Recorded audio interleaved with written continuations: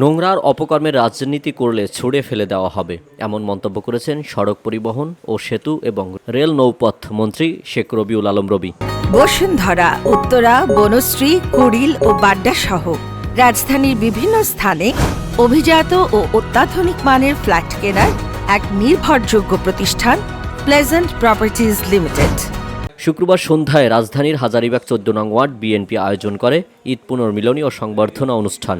এতে প্রধান অতিথি হিসাবে যোগ দেন সড়ক পরিবহন ও সেতু এবং রেল নৌপথ মন্ত্রী শেখ রবিউল আলম রবি। এ সময় উপস্থিত ছিলেন হাজারীবাগ থানা বিএনপি নেতাকর্মী ও সুধীজন।